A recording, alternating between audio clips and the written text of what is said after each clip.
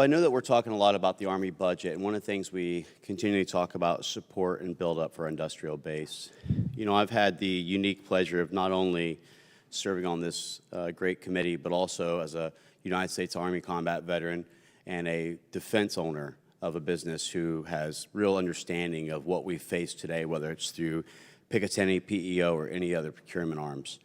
You know, the thing that I continue to see time and time again, and this really impacted us when we went to that lowest cost technically acceptable bid, but then failed to understand that we still had a best and final offer approach that if a person who had qualified for BAFO, meaning they meet the technical acceptabilities, but was outside of the 20% competitive range, even though they would have saved taxpayers money, they would be removed from the bid. And when I was recognizing this, and it was tailored more towards the primary large defense business industry, there was another creation that had occurred with a mentor-protege program, which essentially became something that was utilized by the larger companies to do nothing but utilize the smaller ones for tax shelters or to ensure they didn't get a certain amount of revenue, which would have actually allowed them to show profits. So I look at the fact that while I do agree, this is the time when we need to be focusing on not just our industrial-based build-out, but I really truly believe that we need to also be looking at procurement reform where we're slowing down our ability. And right now it's about keeping the fastest pace. And I think that what we need to be looking at is true procurement reform that not only supports the things that we need to put into the field, but also ensuring that the Directorate of Defense Trade Controls, when it comes to the weaponization or the dismissals from our DSP-5 and DSP-83s, the timeliness of how we do our approvals, really needs to be reviewed. And so my question for you, Madam Secretary, is do you support procurement reform with regards to how we're conducting things now?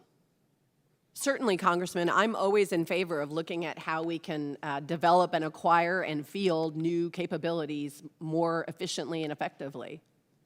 And the other thing that I notice is that while we look at things, and I'll just utilize the Iowa Army Munition Factory as an example, you know, most of these facilities are GOCO-run facilities where it's a government-owned, corporate-operated facility, which actually in turn is not the most cost-effective, and in many cases, the way that it is laid out and designed, it makes it very ineffective. The example of that is when the Iowa Army Munition Factory was bidding to try and support the build-out for the Australian Defense Force and the ADF, they actually couldn't get the quality to exceed that of a smaller private company, even after billions of dollars in investment. And so, you know, one of the things that I looked at in the reasoning for this, that these companies kept being able to run these GOCOs, is that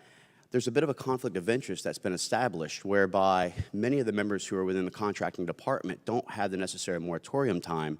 And so as soon as they actually start contracting operations, they, in most cases, are just thinking about whether or not they can go sit on the board of that company right after they retire.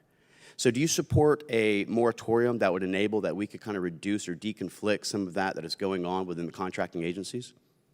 Congressman, I would certainly be open to looking at what kinds of policies can be put in place to avoid conflicts of interest. You know, as a political appointee, I certainly have a 2-year window. And you know, I think looking at those kinds of policies is appropriate. And I think that one of the things that's been abused for far too long is that there is a kind of 1 to 2 year icing period, but what happens in the loophole is that I, for example, am not allowed to talk directly with you because we may have contracted, but what I can do is ask my great colleague Mark Alford to go ahead and call and say, hey, tell the Secretary that I said hello from me, Corey Mills. And immediately they know that I'm at that company, and now I've not directly contracted and discussed anything with you, but we know that that's the loophole that kind of has worked around. So I want to tell you that I am all in favor, 100%, of supporting the Army and what you're trying to do, as well as for the entire defense industry and building our capabilities to meet our adversaries. But I want to ensure, as a United States Congressman, that we're always being good stewards of the taxpayers' money. And so we have a lot of great challenges that we must face. I know that you guys are dealing not just with the industrial base, but recruitment efforts, and I think that a lot of that you're addressing right now is to improve the quality of life of our soldiers, which is truly important, which will get our recruitment up, taking care of the spouses, getting the necessary counseling that is needed, making sure child care is there, making sure that our salary increases reflect what is necessary for them to not have to worry about their spouse when they're abroad. So I commend you on the efforts to try and do this and hope that we can look more stringent when it comes to our procurement process. With that, I yield back. I thank the gentleman. Chair now